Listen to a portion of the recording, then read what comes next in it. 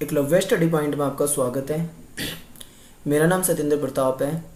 और दोस्तों, कल मैंने हिस्ट्री का पहला चैप्टर जो था ईंटें, मनके और अस्थियाँ, इसका मैंने पहला इंट्रोडक्शन पार्ट डाला था और आज मैं इसका सेकंड पार्ट लेके आया हूँ।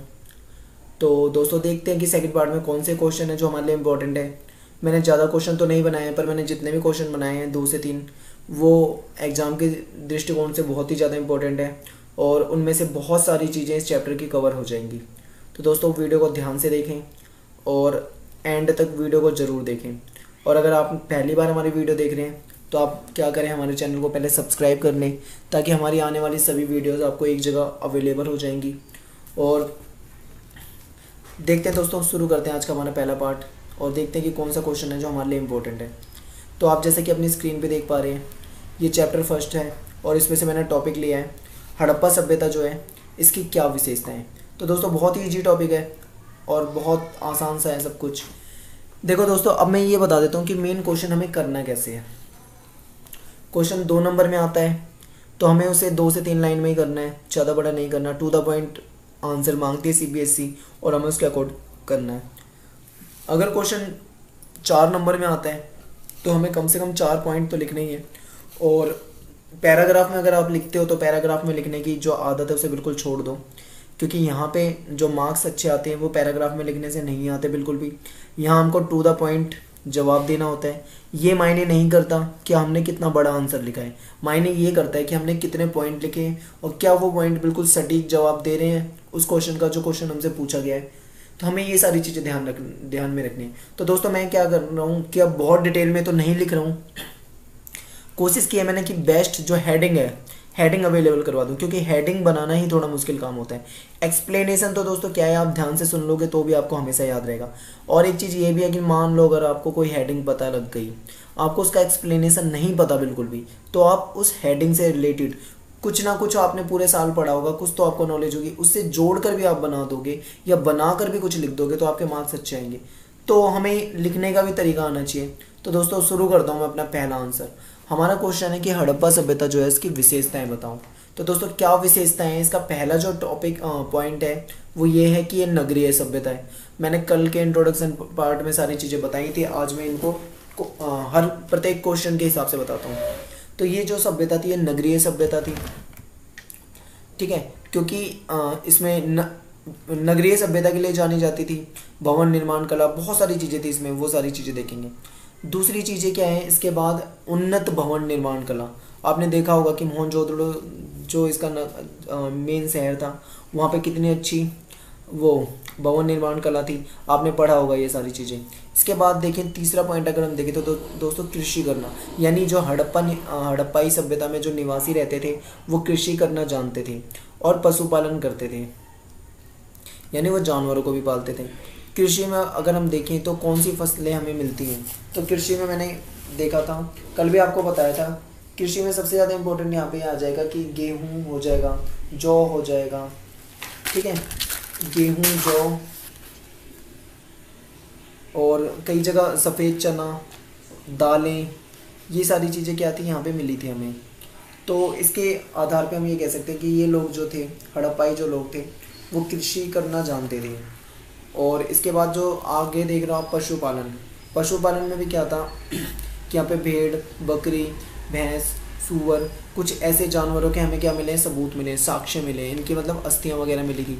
तो उसके आधार पे ऐसा माना गया कि ये जानवर उस टाइम पे पाले जाते थे या ये जानवर उस टाइम पे अस्तित्व में थे, ठीक है। तो ये याद रखना, फसलों में कौन सी थी, गेहूँ, जौ, दाल, सफ़ेद चना, तिल वगैरह।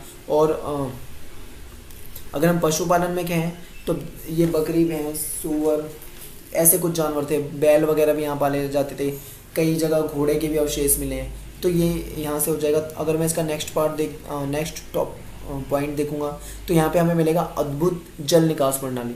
ये तो आप जानते हैं, क्योंकि इसी की वजह से तो ये इतनी फेमस थी हड़प्पा सभ्यता, कि यहाँ पे जो जल निकास प्रणाली थी बहुत अच्छी थी, अद्भुत थी बिल्कुल। क्या था दोस्तों कि पहले यहाँ पे नालियाँ बनाई जाती थी, सड़कें बनाई जाती थी, सड़कों के साथ नालियाँ, उसके बाद घर बनाए जाते थे, ऐसा एक अंदाज़ा लगाया गया, ठीक है। और वो जो छोटी छोटी नालियाँ जो होती थी वो बाहर जाके घरों का जो गंदा पानी थी उसको निकालती थी और बाहर जाके वो बड़े नाले से मिल जाती थी, जिससे पानी शहर के बाहर चला जाता था। और ये जो नालियाँ होती थी इस पे पत्थरों से इनको ढकाव किया जाता था, पत्थर से ढक दिया जाता था। तो पत्थर से ढकने के बाद क्या हो जाता था दोस्तों, उसको अगर कभी सफाई करनी है तो उस पत्थर को उठा के हम उसकी सफाई कर सकते हैं। फिर इसके बाद आगे चलते हैं हम लिपि की, कि यहाँ पे ये लिखना भी जानते थे, इनकी लिपि मिली है। तो दोस्तों लिपि मिली तो है, लेकिन लिपि में समस्या ये आई कि इसको आज तक पढ़ा नहीं गया है। इस लिपि के बारे में मैंने आगे जो है क्वेश्चन उसमें मैं डिटेल में बता दूंगा, यहाँ मैं इसके बारे में ज़्यादा नहीं बता रहा। आगे देखते हैं मृदभांड कला। मृदभांड कला यानी यहाँ पे जो मिट्टी के बर्तन बनाए जाते थे, ये भी एक अच्छी कला यहाँ पे मौजूद थी, और उसमें लाल कलर किया जाता था।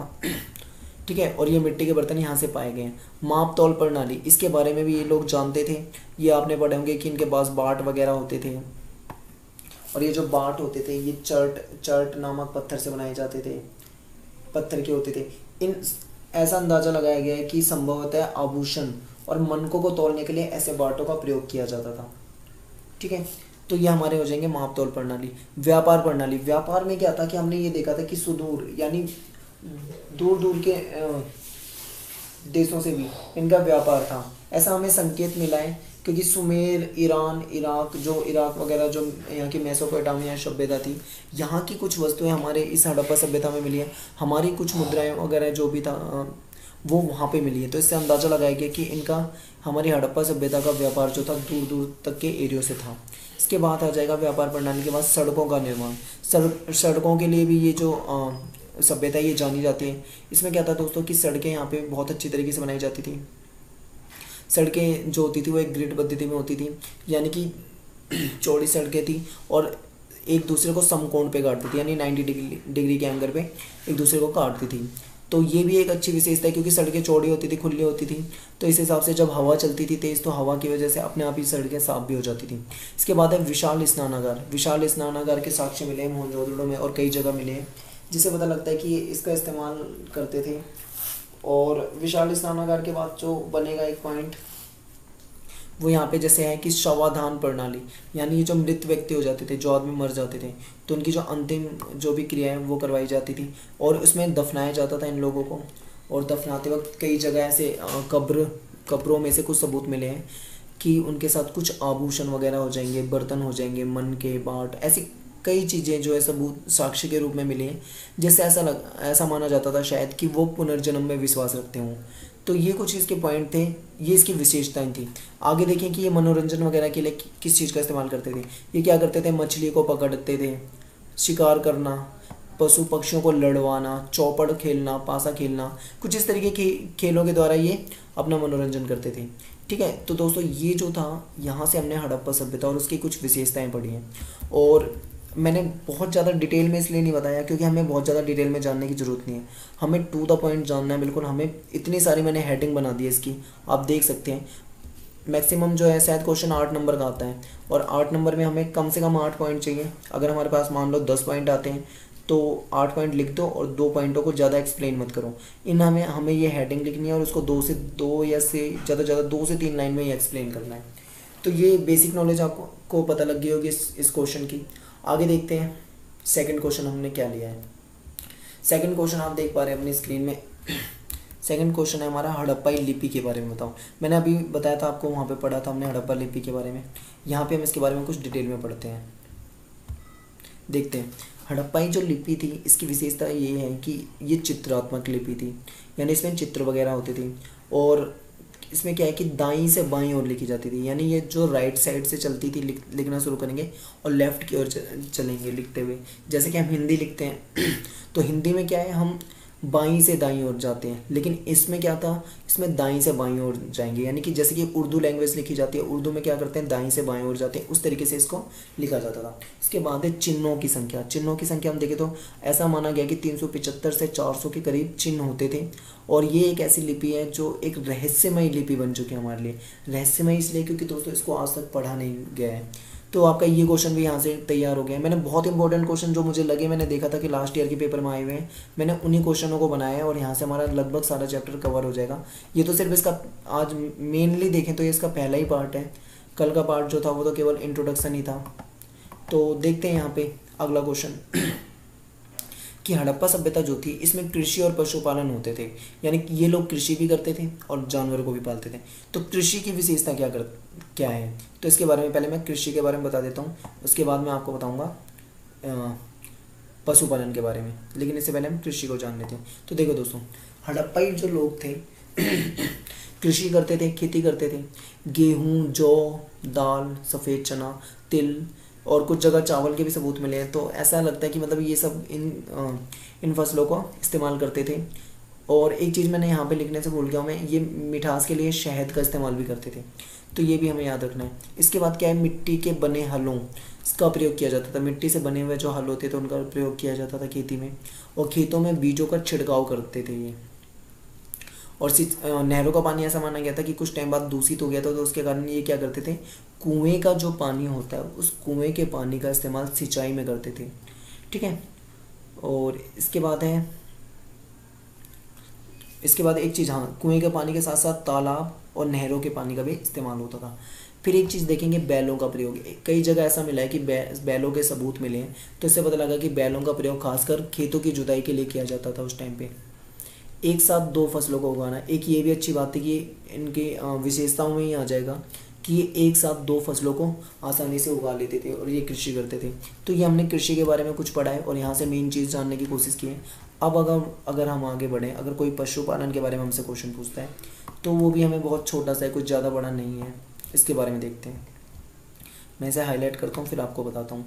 इसमें क्या है दोस्तों, वहाँ से कुछ साक्ष्य ऐसे मिले हैं, जैसे हो गया भेड़, बकरी, भैंस, सूअर और मछली, घोड़े, गाय वगैरह, बैल वगैरह, इनके सबूत मिले हैं। तो इससे पता लगता है कि ये इन जानवरों को पालते होंगे, शायद इनसे दूध वगैरह के लिए, जो दूध वाले जानवर होंगे वो दूध देते होंगे, कुछ बाकी का मांस के लिए इस्तेमाल करते होंगे, या जो भी इनका यूज़ रहा होगा।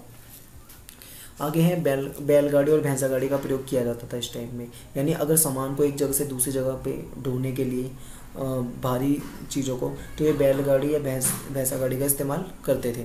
तो ये हो जाएगा दोस्तों। आगे देखते हैं, हाँ, जल निकास प्रणाली। क्वेश्चन बहुत ज़्यादा आता है हड़प्पा सभ्यता में जल निकास प्रणाली। वैसे तो मेनली मोहनजोदड़ो से आता है, मोहनजोदड़ो में जल निकास प्रणाली की विशेषता बताऊँ, पर मैंने ये कुछ यहाँ बता दी है और यही पॉइंट सेम वहाँ आएंगे, कुछ अलग तो आएंगे नहीं, लेकिन मैं फिर भी दोबारा अगर कोई पॉइंट रह गया होगा तो मैं वहाँ पर बता दूँगा। तो अगर हड़प्पा, मोहनजोदड़ो कुछ भी आए तो आप ये याद रखना, जल निकास प्रणाली एक ही पॉइंट बनेंगे, कितनी बार भी पढ़ लो सेम ही चीज़ रहनी है। नालियाँ जो थी वो ग्रिड पद्धति से बनी हुई थी, यानी सीधी, और बाद में उसको एक दूसरे को समकोण काटती थी, इस तरीके से एक जाल सा बना हुआ था, ग्रिड।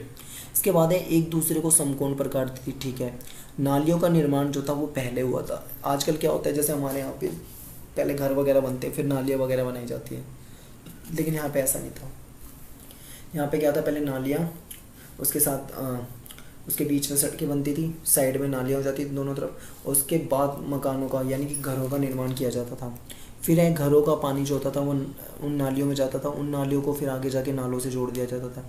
ये नालियाँ बाहर जाकर बड़े नालों से जुड़ जाती थी। नालियों को ढककर रखा जाता था, पत्थर उठाकर उसकी सफाई की जा सकती थी। ये सारी चीज़ें मैं आपको बता चुका हूँ। उम्मीद करता हूँ कि आपको ये बहुत आसान चैप्टर है, बहुत आसान ही लग रहा होगा।